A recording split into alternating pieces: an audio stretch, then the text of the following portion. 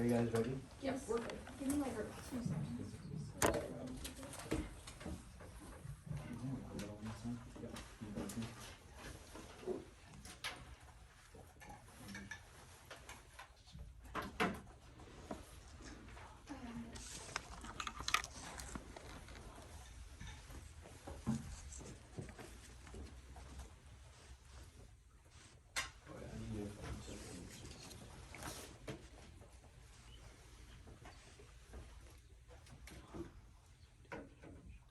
So I'm Arnav. I'm speaking first on the affirmative team in today's debate.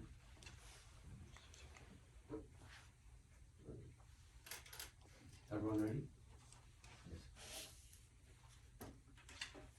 Mira Loma affirms, our sole contention is rebuilding West Asia.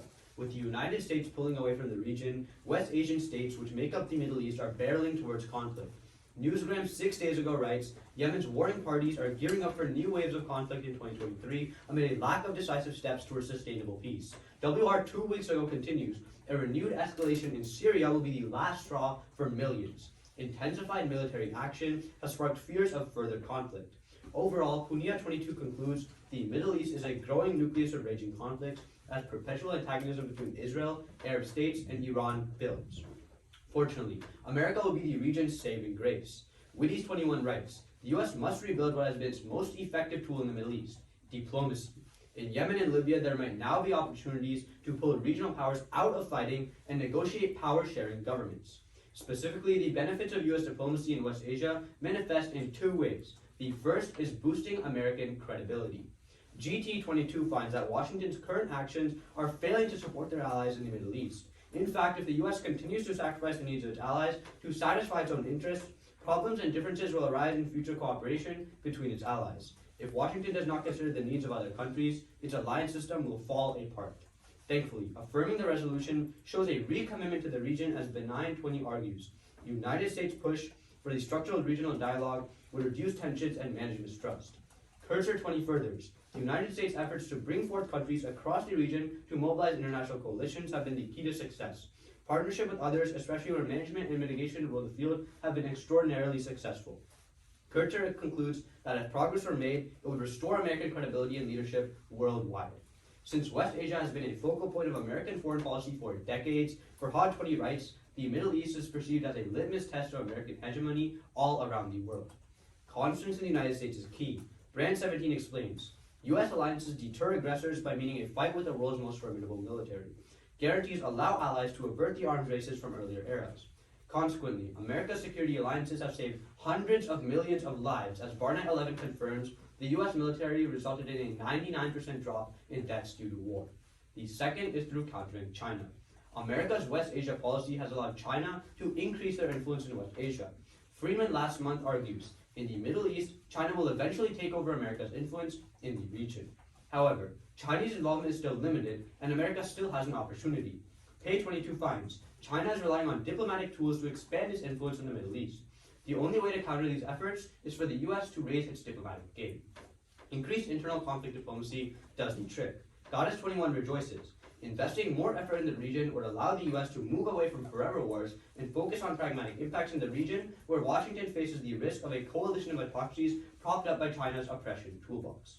The prospect of a league of autocracies in the region is a chilling alternative to the current United States. It is key to prevent China from increasing their influence in the region, as they reinforce autocracies there. Fulton 19 finds China facilitates many Middle Eastern regimes who see cooperation with China as a means to resist the West and Western reforms. Fulton 19 furthers that China could reinforce authoritarian regimes in the Middle East. Substantial Chinese investments eventually have a military purpose. Beijing is likely to use its military to advance and protect its vital economic interests in the Middle East. Preventing this Chinese military influence is key. Twining 17 writes, the Middle East would be an arena for hot war. China would challenge the United States.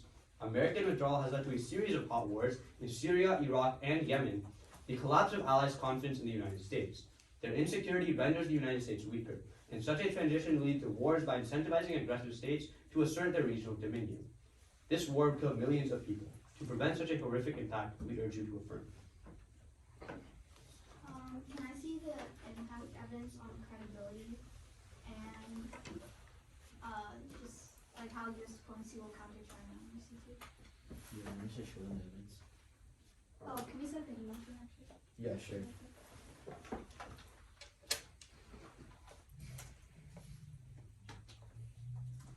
Oh, Sergeant, would you also like to be on the email chain? No, Share thank you. evidence? Good?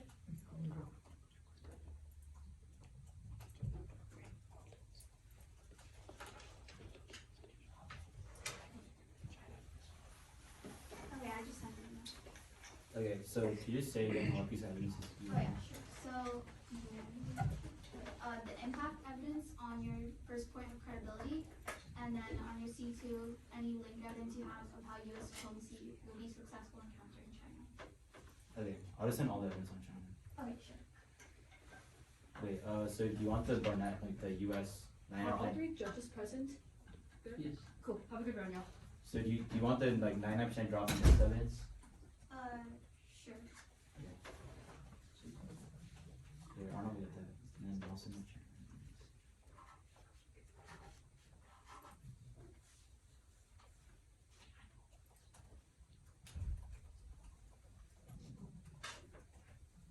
Okay, the 99% is sent.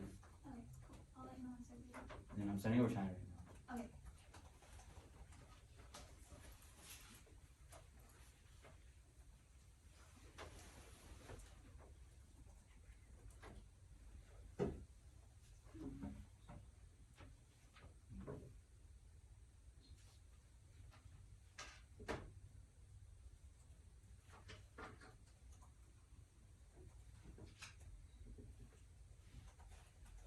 Yeah, I just sent the China evidence.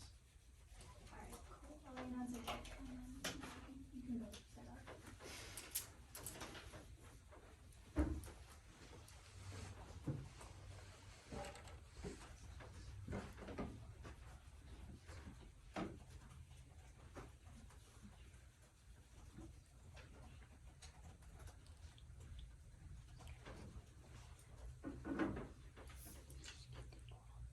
Okay, I got it. So once again, I'm Mariah Jane, first speaker for American RJ. We will be speaking second on the con. Is anyone not ready? We're good. Okay, perfect. Time will begin on my first word. We negate. Contention 1 is stirring the waters. Currently, Dankers 22 finds that with America in the backseat, every nation in the region is committed to de-escalation. Thus, Velasco 13 quantifies that regional organizations, just like the ones that are being formed now, are 6 times more likely to craft durable peace arguments. Consequently, affirming would upset the balance by angering Iran. Bianco 22 writes that although West Asia has already engaged in new diplomatic dialogue, U.S. policy will pivot them back towards aggression. This will reignite conflict in Yemen, Iraq, and Iran will fan the flames of war. Bianco highlights that bilateral talks with Iran have produced a months-long truce in Yemen, and if this dialogue continues, there would be a permanent solution to the crisis. However, a renewed U.S. push would break down these efforts. History is on our side, as Al-Dastari 21 writes that following Biden's announcement to push for diplomacy, Iran dramatically increased airstrikes across Yemen. Al-Dawarsi concludes that America's footprint in the region will prolong regional instability. Already in Iraq, the conflict has left 1.2 million people displaced and 2.5 million people needing assistance. And in Yemen, there are 17.4 million people facing starvation. We cannot let Iran accelerate these conflicts. Contention 2 is sanctioning Syria. Historically, U.S. diplomacy efforts in Syria have come in the form of sanctions. Verma 20 writes that the U.S. has embarked on its toughest economic sanctions against Syria, intending to stop a civil war. These sanctions specifically appear during efforts to reduce tensions, such as internal conflicts. Pai finds that whenever tensions rise, sanctions become the favorite tonic of American diplomacy. Unfortunately, these sanctions continue to fail their purpose, as Irfan 21 confirms that after 10 years of war in Syria, the intended target of the sanctions, which was the Syrian establishment, has suffered less than ordinary Syrians have. There's 2 impacts. The first is lives. U.S. sanctions have spurred a humanitarian crisis that is eating away at Syria. Allen 22 quantifies that these sanctions placed by the U.S. destroyed 70% of Syrian infrastructure, and because of that, 14.6 million people need humanitarian assistance. The second impact is fueling the drug trade. Hubbard 21 finds that the drug trade emerges away from members of Syria looking for new ways to earn currency and circumvent U.S. economic sanctions. Unfortunately, this drug trade creates new problems, as Hawash 21 concludes that drug trafficking will continue to drive violence, fighting, and conflict in the countries. Contention 3 is autocratic allies. America's policy in West Asia has notoriously banked on autocratic alliances, Saudi Arabia, Bahrain, and the UAE, just to name a few. When America tries to help these dictators solve conflicts, the opposite ends up happening. ADHRB 22 writes that U.S. West Asian diplomacy has historically forced the U.S. to overlook human rights abuses, which satisfies the autocrats. Even worse, America actually gives military aid to these oppressive regimes. IISS explains that in West Asia, countries will only consider U.S. diplomacy if it entails military aid. This emboldens autocratic governments to act hastily. Once again, to put it simply, the U.S. has ignored its responsibilities in West Asia, and autocratic governments are underlying source of instability.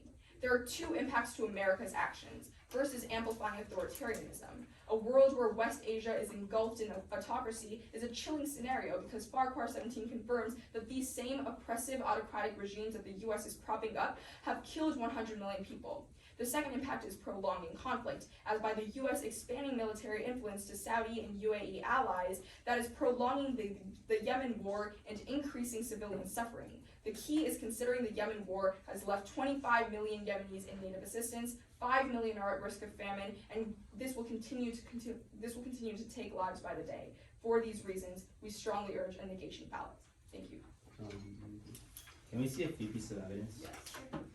On your guys' second argument, can we see that U.S. sanctions lead to like destruction of Syria and whatever those bad impacts were? Just the impact cards. No, just like what the the effect of U.S. sanctions essentially. Okay. And can we also see that the U.S. actually can we see that the U.S. Spreads autocracy on your third argument? It's frozen. That's not good. It's like not ending. Are you okay? Yeah, I don't know. It's like stop moving. Wait, try to go like this. Like I can't move it. Wait, one second. Oh Wait, my God. I've never seen that, sorry. Okay. Okay, what was the second piece of evidence? So the first one was the evidence that like sanctions lead to like whatever those bad impacts were, and then on your third argument that the U.S. spreads autocracy in the way in which they do it. Okay. Wait, can you send us the cards? Yeah, for sure.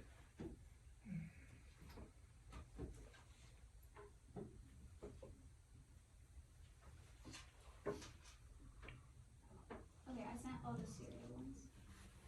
And this Okay. he was popping up Yeah, things. it's here.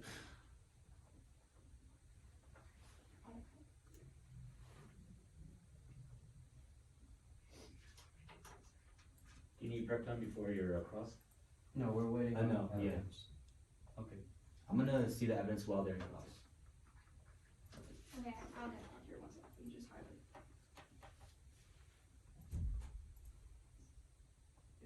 Wait, the first email is just the Syria evidence, right? Yeah, Okay. And have you guys sent over the Yeah, well, autocracy stuff? Okay. I'll Yeah. send it. I'll sorry, send it. give me 1 second. Yeah, you're good.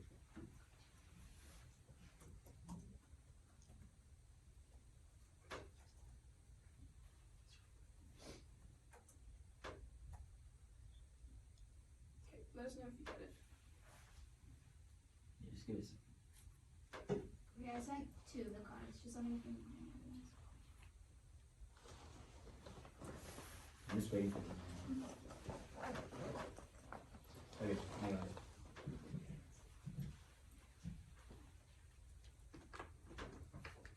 Alright, you guys good for class? Yeah. Wait, sorry, the evidence I wanted on, like autocracy is like the way in which they do it. Like, whatever you said about like, The military aid? yeah. Oh. That's what I wanted, yeah. Sorry about that, it wasn't clear.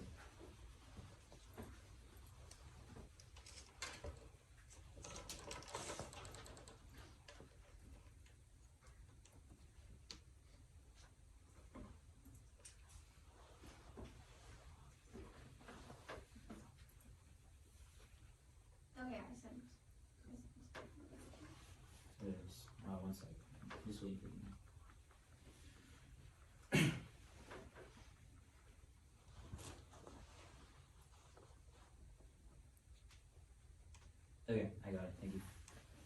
Alright, you can start cross now, right? Yeah. Alright, I'll take first question since I spoke. Yes. So your card, right? It says that specifically Jared Kushner was the reason why there was a lot of like help militarily to the like countries in the Middle East. So how has that changed under the Biden administration? Which card are you talking about and for what The scenario? Adobe card. Okay, well, with basically, we're just talking about general U.S. diplomacy. Okay, so can you give me an example then from the Biden administration Of what? of us giving military aid to a? Yeah, we're Or- currently supplying military aid to to Saudi Arabia and to the UAE. Okay, then I'll take the card after class. You give me a Okay, question. So let's just quickly talk about what are recent examples of China expanding influence in West Asia and which specific countries? So we tell you that they've been building bases like all over the area as of last month, and yeah, we tell you that like it's just like everywhere pretty much. Okay, so is that diplomacy or is that militarism? It's diplomacy, which will eventually be converted into militarism. What I tell you specifically is that they guise these like military investments as economic diplomacy incentives, and then when they go in, like a couple of years later, they convert those into military bases to protect those interests. That's what evidence says. But can I get a Okay, question? can I see that card later too? Sure. Perfect, yeah, you can take the question. On your argument about Syria, right? So, what specifically is like the reason that affirming makes this worse? Affirming makes this worse because more diplomacy means more sanctions, tougher sanctions. But then if you don't increase those diplomacies, then that means that the sanctions eventually go away. However, if you're increasing diplomacy, Okay, that so inherently- where does it say that the sanctions are going to go away if you don't like? Well, Because you it's said that because we you're like not always, increasing you said that we always sanction Syria, which includes like right now, right? Without like focusing mainly on West Asia. So we would tell you that like even without affirming the resolution, you're still going to see all these like terrible sanctions. on Syria. So once again, the sanctions are there, right? However, if you increase diplomacy, then that just increases how much they are, and then it ends up killing more people and Oh. hurting more people, right? Any other question? By the way, I'm gonna take a question. So for U.S., you say that like U.S. diplomacy deters because then people are scared to fight a formidable military. How does negotiations lead to that? Basically, what we're saying is that like the U.S. credibility of like the security guarantee all around the world is going down, and like when we do diplomacy, the credibility of that is going to increase because basically what's going to happen is right now because of Afghanistan and Ukraine, not a lot of countries like trust the U.S. to be their security guarantor, which means they want to proliferate their own arms and they're going to go into their own wars. But when we increase diplomacy, what's going to happen is we're going to show the world that we can stop these wars, and all of these countries are going to come back to us rather than like. But once again, forming so one your main deterrent is their military, not through diplomacy. No, you say that diplomacy like triggers the entire thing. Diplomacy is like the thing that must come first, and that's specifically given in our evidence from Witty's, which says that diplomacy is the biggest weapon that the United States has But in the where's Middle East. where's the bright line? Because if there already is diplomacy right now, then why aren't we? Well, we're telling you that like right now, specifically because of like the withdrawals from Afghanistan and Ukraine, the alliance is going to crumble soon, and it's going to crumble. It's on a path to crumble. At that point, you know that the bright line, like when you need to act, is now. We're done. Okay. You want to take that first? There you go.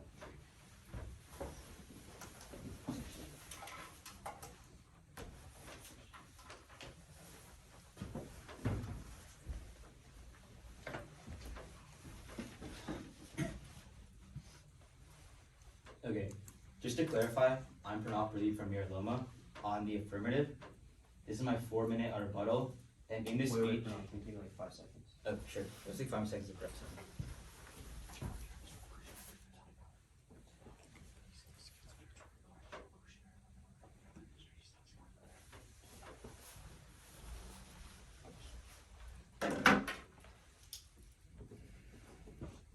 Okay, so just to clarify, in this speech, I'll just be addressing my opponent's arguments and responding to them.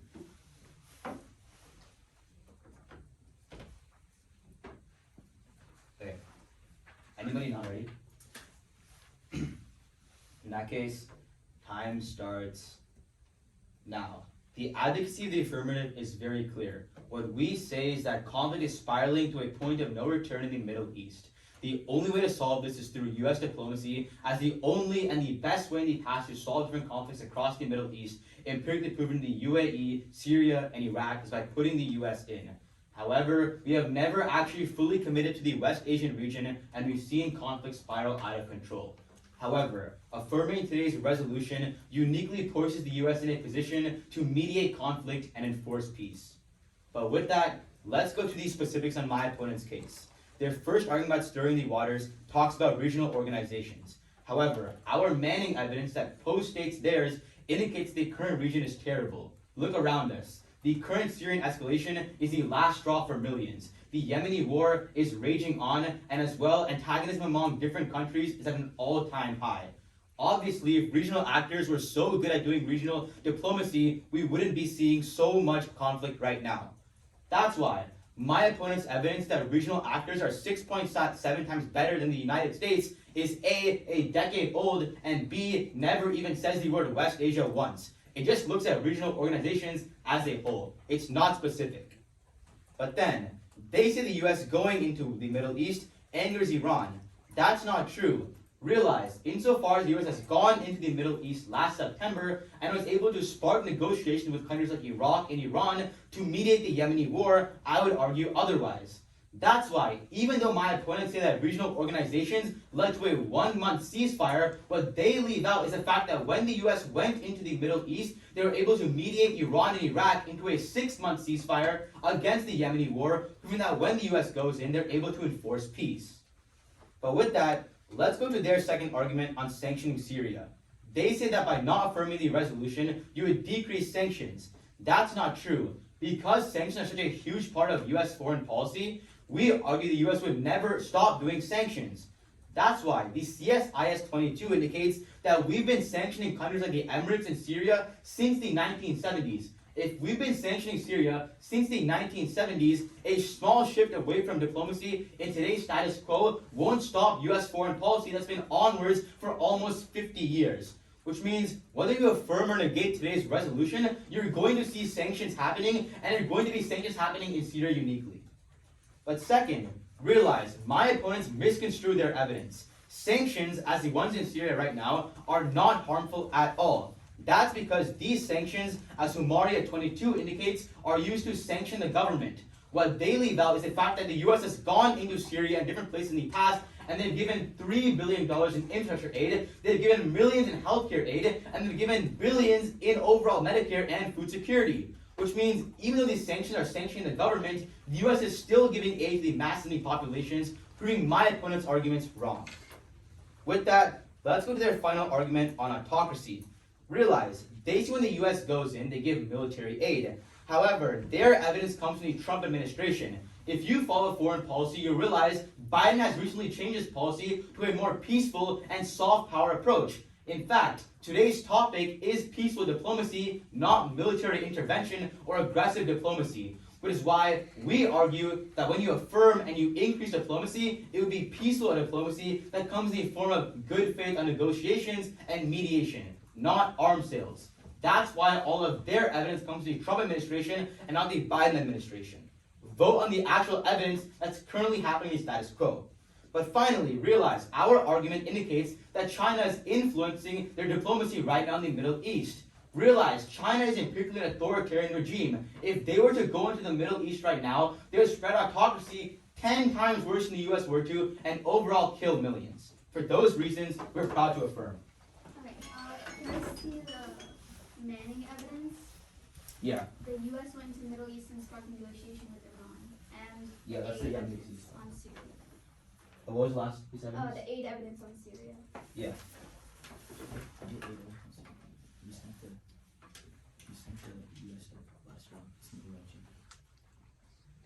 Wait, so what was the first part? Manning, right? Yeah, Manning. And then the second one was the US sparked negotiation with Iran. And then aid.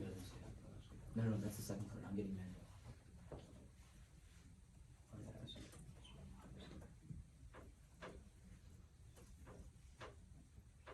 There's a few cards for the second one, so I'll send this over. I'm sending Manning right now.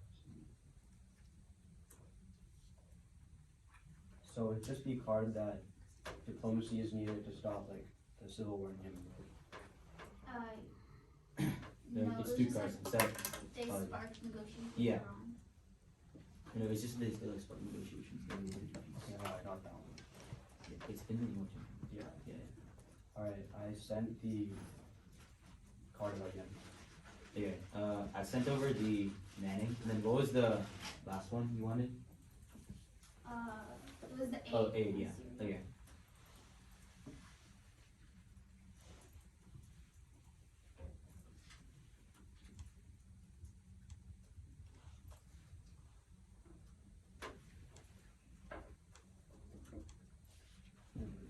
It's the DC Council. They don't have to do it, so.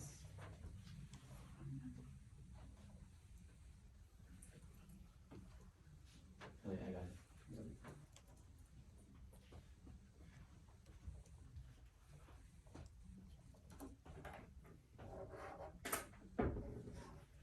Okay, Just um,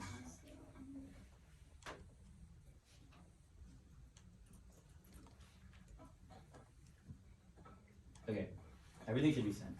Wait, sorry, what's the, what was the Manning where you said It's the first, it should be the first piece of evidence. current region is terrible? Oh, okay, got it. And then I'm just waiting for the studio one. Okay.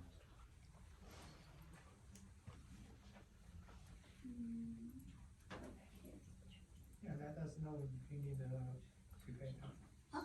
Let us know if you need prepared time. Yeah, I just got all that, and so we'll take some more time, starting now.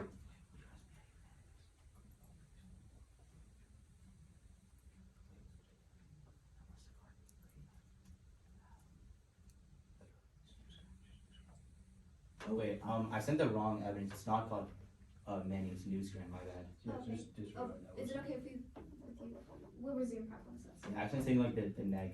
We have the neg case and the app case in the same document. Okay, I don't. Yeah, my bad. No, you're good.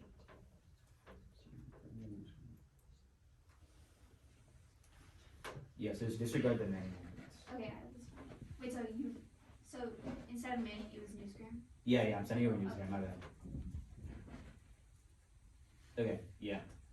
Yeah, my bad. I accidentally copied the neg discard. Okay, no, you're good. I'll just wait till I get that, and then we took 15 seconds of prep, so we'll resume from 15 seconds.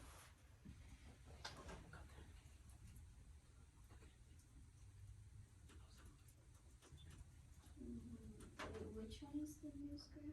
Oh, I got The it. most recent. I got it. Okay, we'll resume prep from 15 seconds starting now.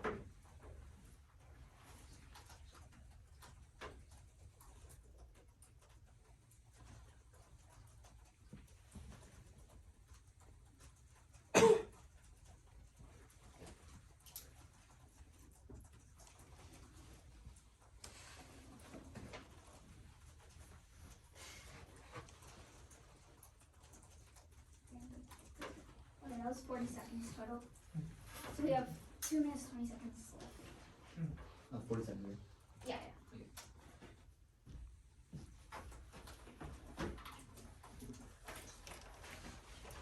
Okay, so the order will be kind of like an overarching response, and then I'll be defending my case and talking about theirs. Is everyone ready? Okay, time can start. Wait, time can start now. At the top, let's get a couple of things straight. Our opponent's entire case depends on the fact that in the status quo, conflict is increasing.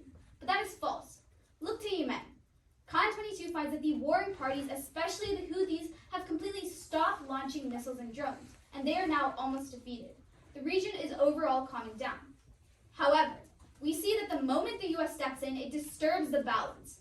For example, Iran sees US involvement as provocation, which is why the last time that Biden said, hey, we're going to increase diplomacy, the Houthis literally started to bomb innocent Yemeni civilians. The US should not increase diplomacy in West Asia is stalling for itself.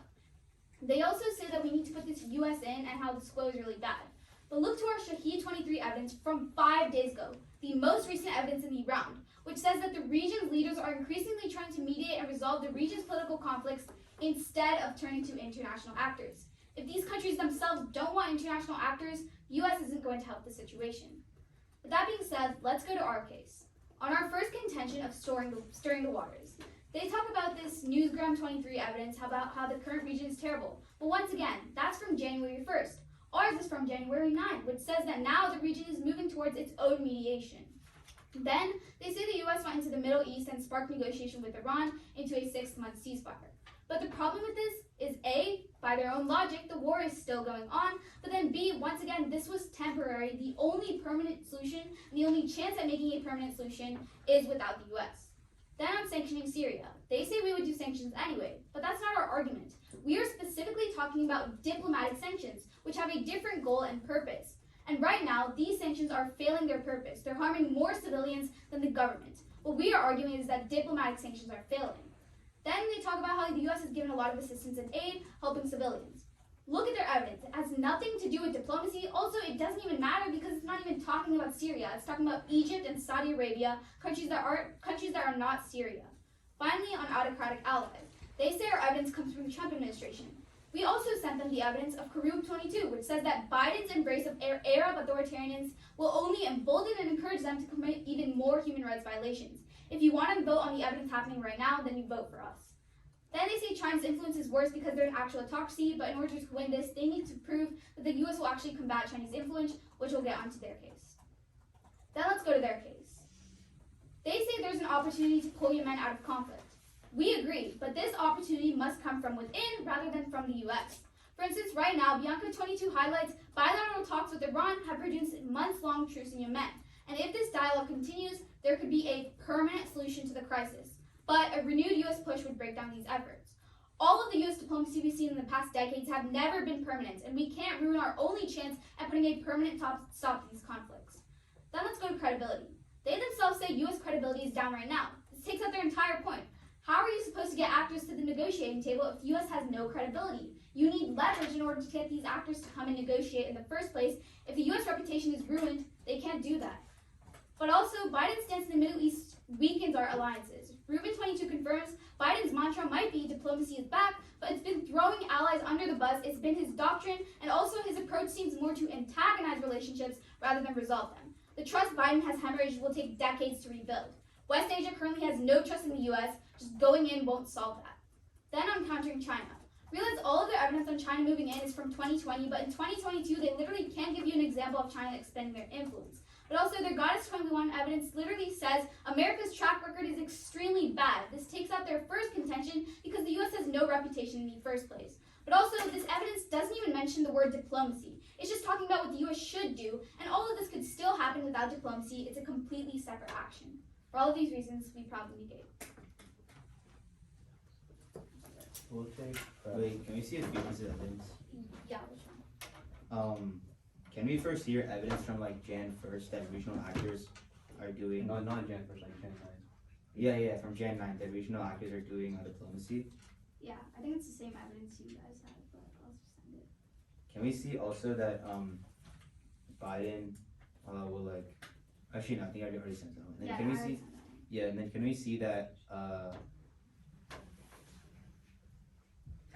that Biden like can't rebuild trust? Yeah, sure.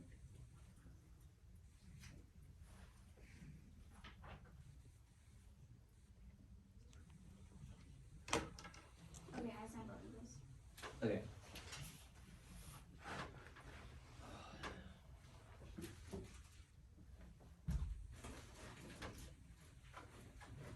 Yeah, when we get it, we'll start a little bit of prep before. Okay. Okay, let's run some prep starting now.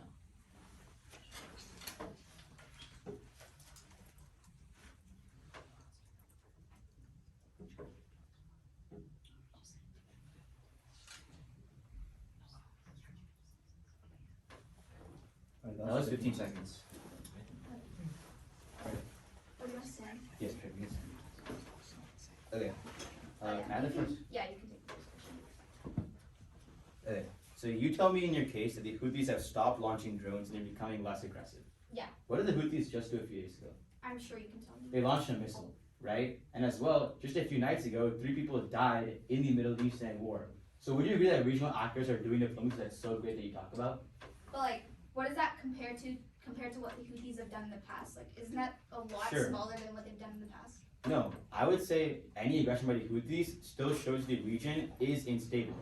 Moreover, when the U.S. went in September, they were able to broker a ceasefire lasted for 6 months. Yeah, with the- which lasted for 6 months. It wasn't permanent, it was temporary. So but now why we see did- like wait, a wait, more permanent Wait, solution. so why did the ceasefire only last for 6 months?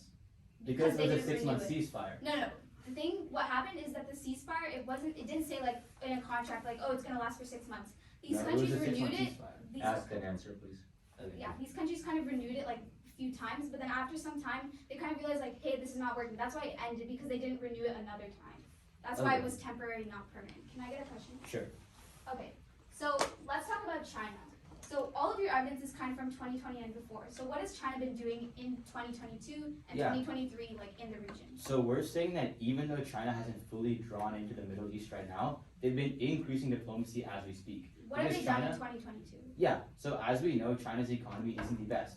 Thus, they have the economic incentive right now to go into the Middle East, set up bases, and do two-way diplomacy that benefits China. Wait, but real quick, if they're like kind of broke right now, how are they gonna do like economic projects Yeah. if they can't even afford it? Exactly, because they're in a situation right now where their economy needs something, going into the Middle East fuels that flame. So when will they do that? Like when will they go into the Middle We East? argue that they'll do it very shortly right now. However, the U.S. going in solves that issue. Can I have a question? Sure.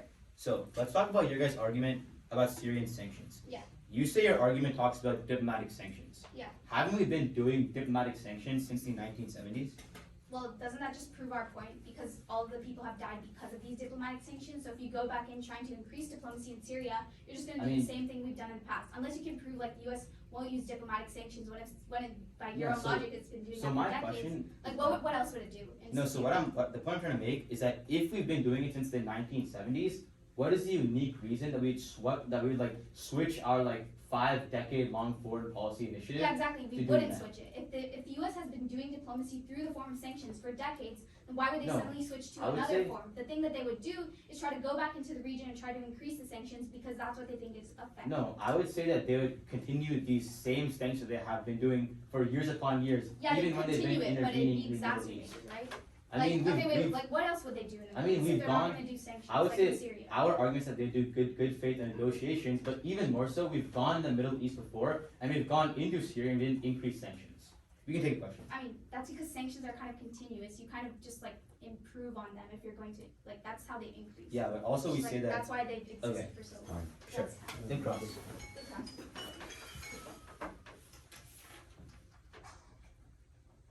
Okay, we'll start. We take about 10 seconds in between rebuttal and the crossfire. To just 10 or 15. 10. Okay, so we'll run prep starting.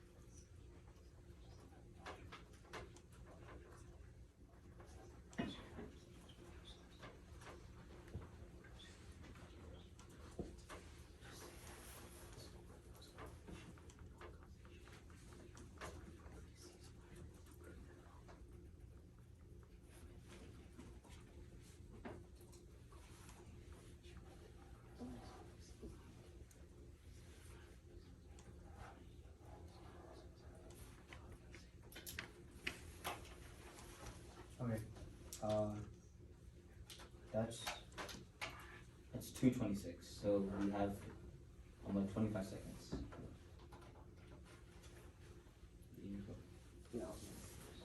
Oh wait, also, I just forgot to ask, could you send like the evidence that you said that the Houthis like launched missiles? Yeah, sure.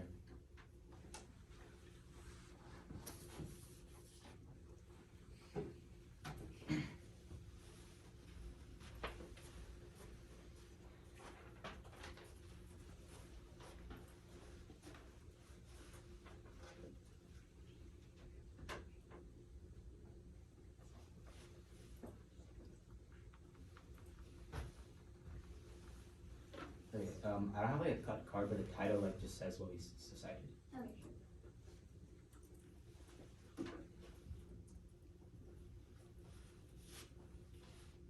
Okay, before you start. Okay, yeah, it should be sent, so just let us know before it goes. Yeah, and then in the title it just says like the Houthis, Okay. like fire missile into UAE.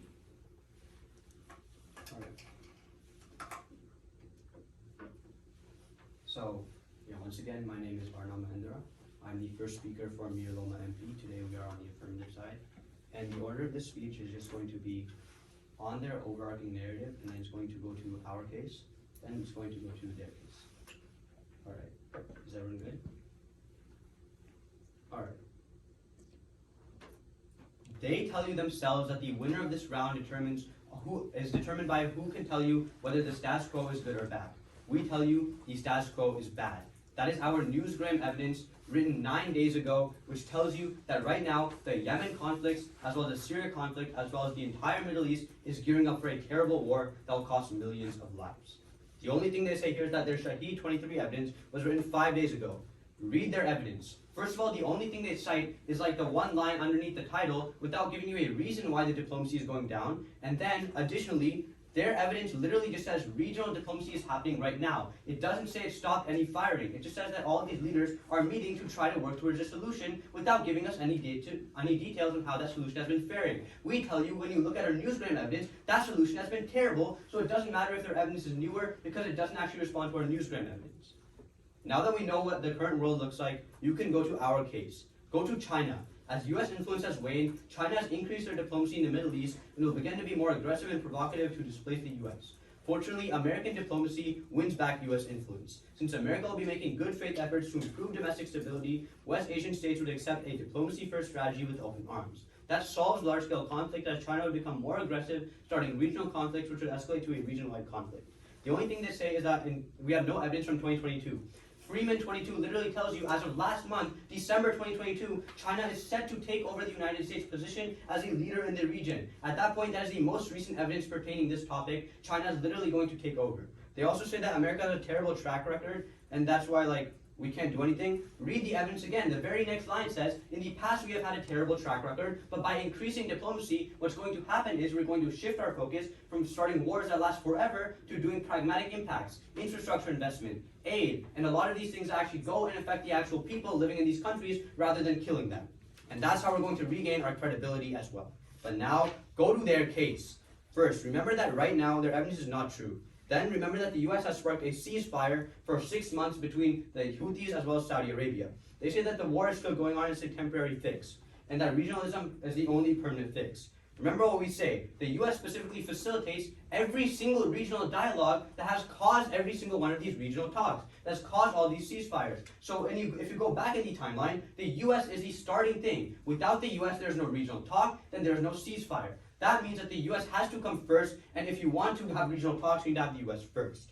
Then, on their argument of Syria, remember that we've been sanctioning Syria for 50 years, which means it will never stop. They just say that they only talk about diplomatic sanctions. Yeah, those sanctions are as well included. They don't respond to the fact that we've done it for 50 years, and there's no reason why it'll stop in their world. We argue that there will be sanctions regardless of whoever you vote for in this round, which means that people are still going to die. It's an unfortunate reality, but you can't change that with the result of this round. Then on their argument of autocracy, remember that their evidence references Jared Kushner, who's from the Trump administration. Biden has changed his approach, but they say that we haven't emboldened autocrats, but yeah, we haven't.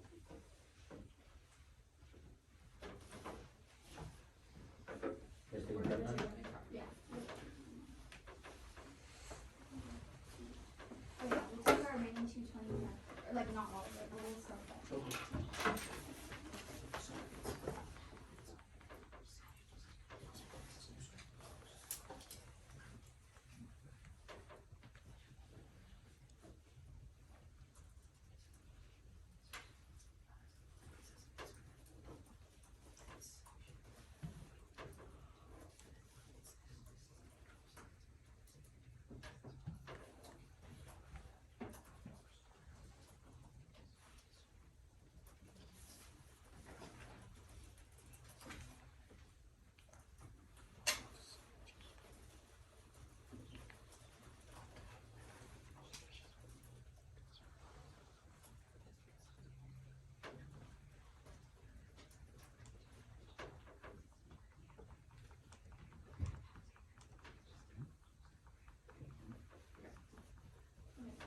That was 56 seconds, so we have like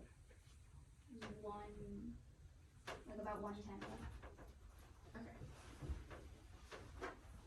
Oh, no, okay, 110 left.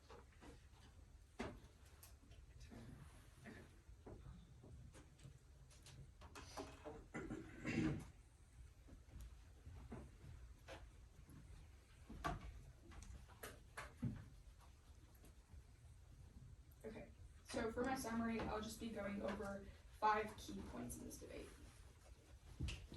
Is anyone not ready? Okay. Perfect. Time will begin on the first word. Out of this entire round, there are only 5 things you need to focus on. 1, stirring tensions in the status quo. 2, credibility. 3, Syria. 4, autocracies. And 5, China. Let's go through them one by one. On number 1, the status quo. Let's get a couple things straight. Our opponent's entire case depends on the fact that in the status quo, conflict is increasing, but that is false. The truth is the region is currently calming down. One example is Yemen. Con 22 finds that the warring parties, especially the Houthis, have stopped launching missiles and drones. They are almost defeated. They just talk about the Houthis launching a missile, but their evidence is from a whole year ago. We're talking about right now. We see that the moment the U.S. steps in, it disturbs the settling down of the status quo. Look to our first contention. Iran sees U.S. involvement as provocation, which is why Iran continues the war. Regional actors have been cooperating, and it was working out until the U.S. came in. We saw this when Saudi Arabia and Iran conducted bilateral talks and tried to put a stop to the war in Yemen, but the U.S. should not increase diplomacy because then that just further provokes the countries. Look at the most recent evidence in this round, Shahid 23, which is from January 9th. Regional diplomacy is happening in the status quo. We saw an actual ceasefire, which was working towards a permanent solution in Yemen. And then you can also pair that with our Velasco evidence, which says that regional cooperation is 6 times more effective than U.S. diplomacy, which means that right now regional cooperation is happening. That's 6 times more effective. We cannot let U.S. diplomacy go in, as that will mess everything up. It's time for the U.S. to back off. Second, let's talk about credibility. This is where you can sign your ballot because they ignore evidence that allies themselves do not want U.S. intervention. Our opponents also say that the U.S. does not have credibility right now. That takes out their entire case, because if West Asia does not have trust in the U.S. because they see U.S. as an uncredible ally, they are never going to want to do diplomacy with them. So our opponents just don't get don't get access to any of their impacts. Let's talk about Syria now. In Syria, the American form of diplomacy comes in sanctions, which forces millions of people below the poverty line, and also spurred a drug trade, which is killing millions of people. If you affirm you are increasing those sanctions, meaning that millions more lives will be lost through both the drug trade and because of ruined infrastructures. Once again, U.S. sanctions hurt 70% of Syrian infrastructure. All they talk about is humanitarian assistance, but that's not a form of diplomacy. So fourth, on autocracies, affirming and increasing U.S. engagement comes with the side of authoritarian support, because once again, it's emboldening dictators by supporting them with military aid. We read evidence that says the only time West Asian countries will actually accept aid, accept diplomacy, is if it comes with the sale of military weapons, meaning that the U.S. is literally feeding military weapons to these autocratic countries. They've already killed 100 million people. Don't let them kill more. Finally, on China, realize that their own GATTIS 21 evidence in this contention has nothing to do with diplomacy. Countering China could still happen without diplomacy because it's a separate action. At the end of the day, they never quantify how many lives they save, but we tell you that we save over 30 million lives in Yemen, 14.6 million in Syria, and 100 million people through stopping authoritarianism. For these reasons, we need peace. Okay, we're good for Grand Cross. Okay, we're good too. Alright, no, you have a question? Alright, well, start time now. Okay, so you say the U.S. credibility is bad, and we agree. But insofar as your own evidence is that we have to increase diplomacy in order to fix our credibility, because we may have had a track record that was bad in the past, what's the reason why we should not do a diplomacy right now? Yeah, so that's only one of our cards. Our other card also states that the actors that you want to like become aligned, become more allied with, they themselves do not want U.S. intervention. So how is the U.S. supposed to get their credibility back if these countries don't even want the U.S. Like, in the first No, place? basically- I mean that's Wait, one. Sorry, really quickly. Sure. So basically, U.S. credibility is a prereq to your argument because without U.S. credibility, West Asian countries have mistrust in the U.S., meaning that they're never going to actually settle and do And diplomacy. they're not with gonna the US. counter China. the if argument- US doesn't. the argument is that allies such as like for say like Japan don't want to work with the U.S. right now because their credibility is bad. However, going into the Middle East for like the Farhad evidence says that these countries will work with them, and that shows our allies across the world that we believe that we can back our allies and we can as well show like peace to them because we back Right, them. but that only works if the U.S. actually gains its credibility back. If these countries are not going to give the U.S. what they want, then how is the U.S. supposed to say, hey, I'm gonna ally with you guys even though you don't want me here? That makes Well, no I mean, sense. we can In fact, look at that it would empirically, right? in fact, I would say that actually supports our side Yeah. because these countries themselves don't want the U.S. Alright, in you the guys have region. been We're just talking for going a while, against right? their. Yeah, you We'll say empirically you can look at it, right? We brokered a ceasefire in Yemen, Yeah. which means that the Middle Eastern countries literally want us to work with them. But Because when that's- we're not working with them, you're seeing all this conflict. Think of it through the mind of like a leader of these Middle Eastern countries. They don't want to be in conflict either, but they know that they can't solve it without the United States. So No, they but want the they United States themselves help. don't want the Yeah, U.S. so just I really mean, quickly if thinking that about was- it from No, I get your Like, argument, can but we like move on? Cause like. sure, you can have a question. Okay, so let's talk about like, okay, so let's talk about, like Syria. So what you talk about is like humanitarian assistance, but isn't that just like general foreign aid based on the card No, we sent? we don't really talk about humanitarian assistance that much. What we talk about more is that we've been doing these sanctions for 50 years, which means that regardless of whichever side you go for, they're probably going to go on for another 50. Because if we haven't seen them change in 50 years, there's no reason why specifically like it's going to change in I the mean, future. they you know? have Yeah, changed. and But I mean- we've seen like the more the U.S. is engaging, the more people need humanitarian But- assistance. in okay, Syria. But also, the diplomacy that we advocate for is things like peaceful negotiations and also things like good faith negotiations. sure, but based on our evidence, we both do agree that sanctions are one form of diplomacy. Sure, And the but main form that's been happening what- in the past what I would like 5 say- decades, according to you. yeah, but then I would say that it wouldn't like uniquely increase if we went. You So like, can- wait, yeah, you can take it. Okay, let's talk about your guys' argument about autocracies, Sure. right? Who do you think would be a worse like country that would spread autocracy if they were in the Middle East, China or the U.S.? Yeah, so I know what you're gonna say, but in order to like win the point that China, or like, in order to win the point that China's worse, you need to prove that you actually stop China, and we prove that you don't. So I mean, like, I don't my- really think that question is gonna get you. Like, are you actually going to? Is the U.S. actually going to? send No, them like out? my question is like who would be like that? But, okay, Okay, well, good cross. Alright, how much card do we have? We got like 25 seconds. Alright, let's get that down.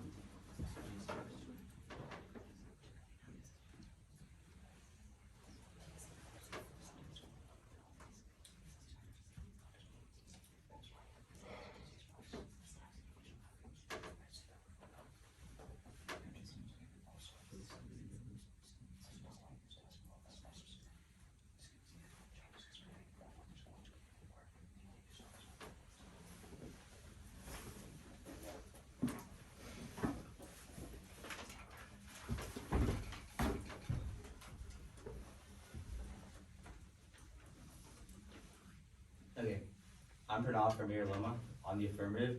This is a 2-minute speech. In this speech, I'll talk about our argument on China, and then I'll talk about my opponent's arguments. Anybody not ready? In that case, time starts now. The place where you are signing your ballot for the affirmative is our third argument on countering China. Realize, just as last month, China is increasing their influence in the Middle East right now for the Freeman evidence. That's really bad as China is able to set up military bases and overall increase autocracy and spread regional instability among different countries. However, the U.S. going in uniquely spreads democracy and good faith on negotiations, incentivizing countries to switch to the U.S., not China. That's key as China can spread autocracy, risking a regional war that could kill millions of people. My opponents made a couple of responses. First, realize, they have conceded our Freeman evidence that indicates that China is taking over right now. That's the most probable impact in the round because it's already happening, which means if China is already ceding into the Middle East, we probably should stop them. But they say the US has a bad reputation. But their own evidence says that in the past they had a bad reputation. We must increase diplomacy to solve that and make sure their credibility is high right now. They say Middle Eastern countries won't work with the US. But realize, insofar as every Middle Eastern country is committed to de-escalation and wants to end wars right now, they've been working with the US. That's why we brokered a 6-month ceasefire with Yemen, these countries like Iran and Iraq. Obviously, if they want to work with us, if they literally did so last year in September. But let's go to their case. Realize, the current status quo is very bad. We see missiles being fired, we see war taking place, and conflicts arising. They say our evidence is from 2022, but the most recent evidence in the email chain comes from 3 days ago that indicates that the Houthis are flying drones and missiles right now. That's why that takes out their first argument of stirring the waters, because insofar as the region in the Middle East is very bad right now, they argue the US is the only one that can solve that issue.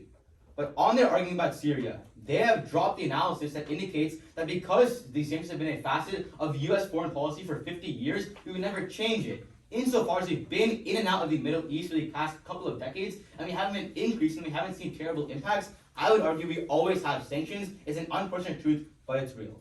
And autocracy realized their evidence comes to the Trump administration, whereas our evidence is more recent, and even more so if China gets into the Middle East, they would increase autocracy and make the whole issue a lot worse. It's very easy for the affirmative. Thank you. Okay, we have like 120 prep left, so we're gonna run that. Sorry.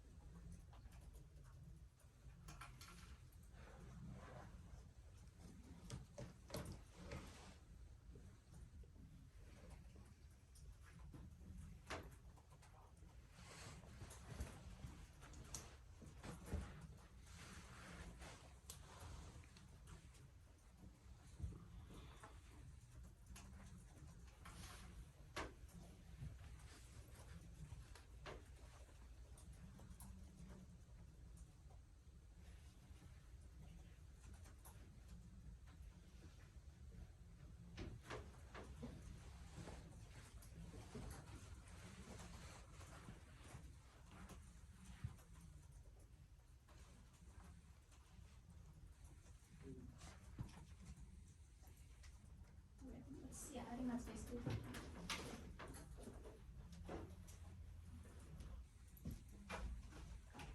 Okay, it'll just be kind of like addressing the main points of contention in the round. Is everyone ready? Time can start. Now, this round has gotten really messy. Let's clear it up. Judges, you need to ask yourself 4 questions when evaluating this round. The first is whether the status quo is good or bad. Our opponent's entire argument depends on the fact that in the status quo, conflict is increasing. Their so-called evidence they mentioned from 3 days ago is literally just a summary about the last 2 decades, not about now. Now what we see is that countries are solving amongst themselves. However, the moment the US steps in, it disturbs the status quo. Look to our first contention. Iran has historically seen US involvement as provocation. But when US involvement decreases, regional actors are cooperating. We saw this recently when Saudi Arabia and Iran conducted bilateral talks, and now they're moving towards a permanent solution. But also the most recent evidence in this round, which is actually talking about now, is Shahid 23 from January 9th. It's happening in the status quo. There's a permanent solution about to manifest. The only permanent solution we can achieve is for the US to back off. The US tips the balance. The second question is whether West Asian countries want US presence. The answer is no. The US is forcing itself onto West Asia. We've seen in Syria that the US sanctions are pushing a humanitarian crisis that's affecting millions of people, but also it literally caused a drug trade which is causing even more deaths. Our opponents lose the moment they concede sanctions are a form of diplomacy. Increasing diplomacy increases the sanctions we've been having for decades. The third question is, will US diplomacy counter China? We agree, China might be moving in right now, but this is the problem the US can't solve. This is why my opponents can't mention a single piece of evidence that mentions A, US diplomacy, but also says US diplomacy will be the thing countering China. We'd say that their own Goddess 21 evidence proposes something that could happen regardless of diplomacy. The fourth is who saves the most amount of lives. You can sign your ballot in 2 words, saving lives. At the end of the day, my opponents never quantify how many lives they save. Meanwhile, we tell you we save over 30 million lives in Yemen, 14.6 million in Syria, and 100 million in authoritarianism. This is basically 150 million lives versus their unquantifiable number. For all these reasons, it's a very clear con ballot. Thank you. Good round, guys. Good round, guys. Thanks. Good round. Yeah, and thank you guys. Wait, wait.